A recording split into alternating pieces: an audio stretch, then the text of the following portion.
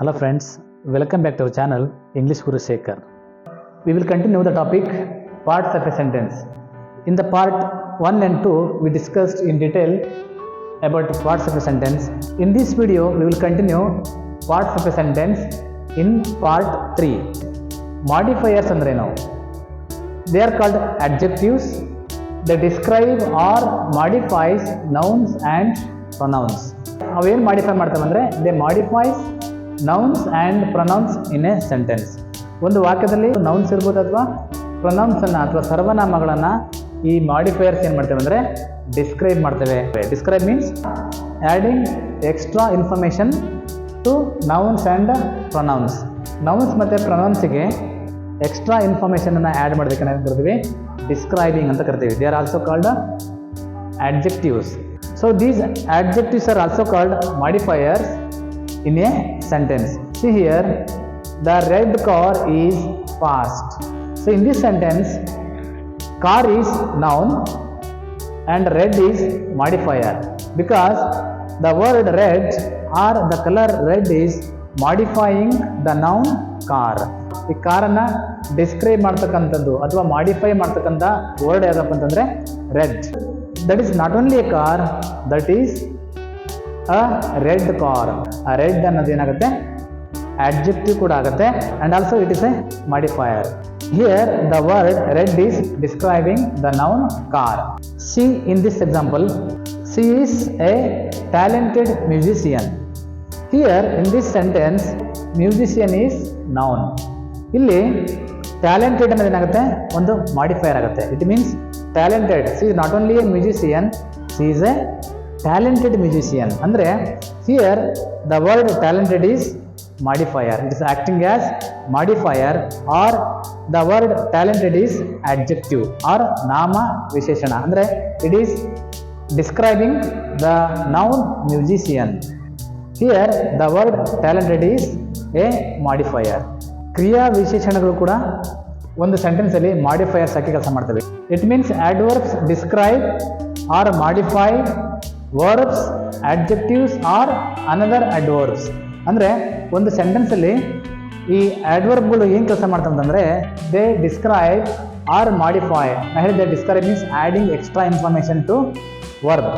ಅಂದರೆ ಈ ಸೆಂಟೆನ್ಸಲ್ಲಿ ಆಡ್ವರ್ಬ್ಗಳು ಅಥವಾ ಕ್ರಿಯಾ ವಿಶೇಷಣಗಳು ವರ್ಬನ್ನು ಮಾತ್ರ ಮಾಡಿಫೈ ಮಾಡಲ್ಲ. They also describe adjectives or another adverb. ಅಥವಾ ವರ್ಬನ್ನು ಮಾಡಿಫೈ ಮಾಡ್ಬೋದು ಅಥವಾ adjectives-ಅನ್ನು ಕೂಡ ಆ ಅಡ್ವರ್ಬ್ ಮಾಡಿಫೈ ಮಾಡುತ್ತೆ. ಈ ಎಕ್ಸಾಂಪಲ್ ನೋಡಿ ನಿಮ್ಗೆ ಗೊತ್ತಾಗುತ್ತೆ. He runs quickly.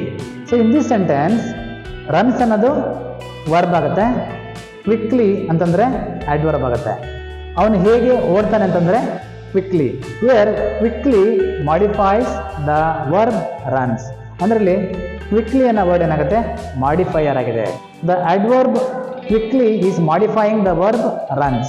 Likewise, she sings very well.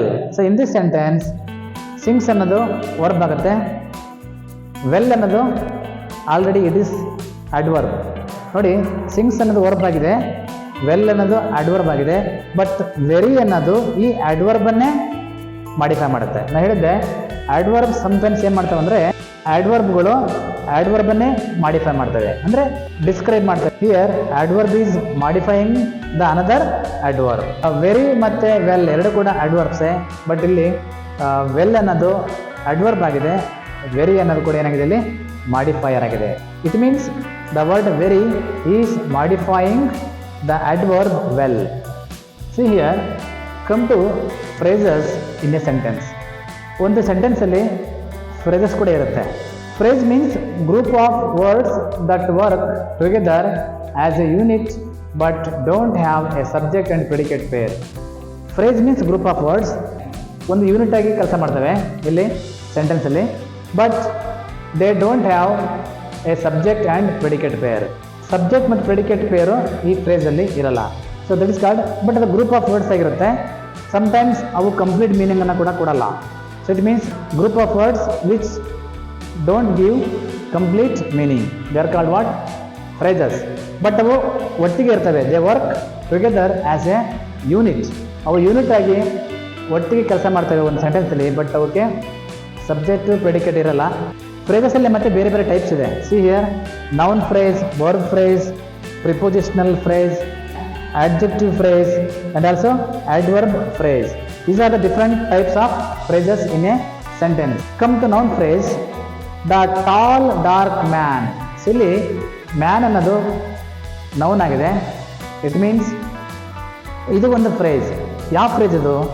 ನೌನಿಗೆ ಸಂಬಂಧಪಟ್ಟಂತ ಒಂದು ಫ್ರೇಸ್. ಸೊ ಅಲ್ಲಿ ನಾವು ಎಕ್ಸ್ಟ್ರಾ ಇನ್ಫಾರ್ಮೇಶನ್ ಆ್ಯಡ್ ಮಾಡಿದ್ದೀವಿ. ಯಾವುದಕ್ಕೆ? ಮ್ಯಾನಿಗೆ. ಸೊ ದ ಟಾಲ್ ಡಾರ್ಕ್, ಉದ್ದನೆಯ ಡಾರ್ಕ್ ಆಗಿರುವ ಎಲ್ಲ ಮನುಷ್ಯ ಅವನು. It means here the man is noun.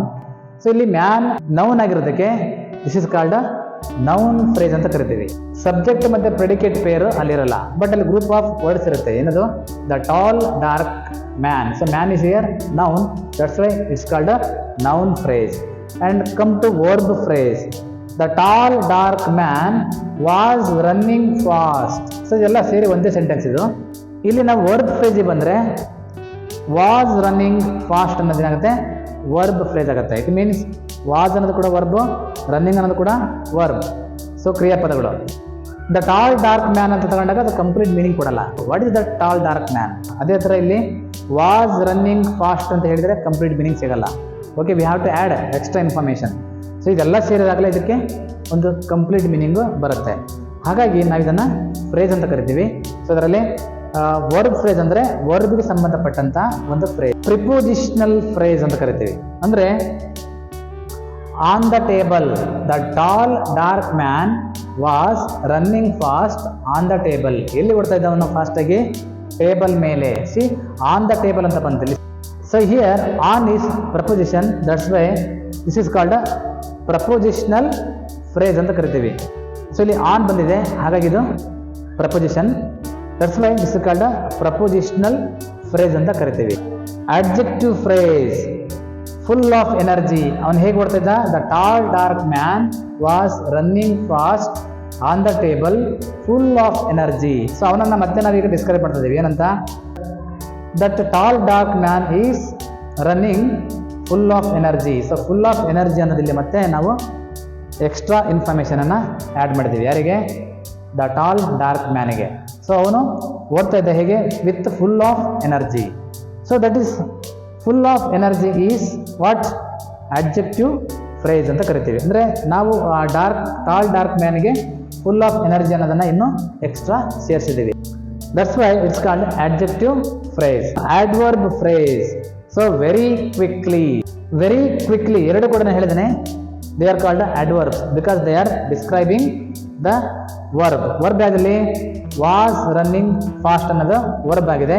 Very quickly ಅನ್ನೋದು ಮತ್ತೇನು ಮಾಡಿದೆ? ನಾವು ಎಕ್ಸ್ಟ್ರಾ ಇನ್ಫಾರ್ಮೇಷನ್ ಆ್ಯಡ್ ಮಾಡಿದ್ವಿ. ಅದಕ್ಕೆ ಈ ವರ್ಬಿಗೆ ನಾವು ಎಕ್ಸ್ಟ್ರಾ ಇನ್ಫಾರ್ಮೇಷನ್ ಅನ್ನು ಆ್ಯಡ್ ಮಾಡಿದ್ವಿ. That is called very quickly. See here, the tall dark man was running fast on the table full of energy very quickly ಅನ್ನೋದು adverb ಆಯಿತು.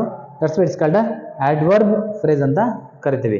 ಸೊ ಫ್ರೆಂಡ್ಸ್, ಈ 3 ವಿಡಿಯೋಗಳನ್ನು ನೋಡಿ ನೀವು ಪಾರ್ಟ್ಸ್ ಆಫ್ ಎ ಸೆಂಟೆನ್ಸ್ ಬಗ್ಗೆ ಕಂಪ್ಲೀಟಾಗಿ ಅರ್ಥ ಮಾಡ್ಕೋಬೋದು ಅಂತ ಅನ್ಕೊಂಡಿದ್ದೀನಿ. ನಾವು let me finish the explanation on a topic, parts of a sentence. Thank you for watching this video.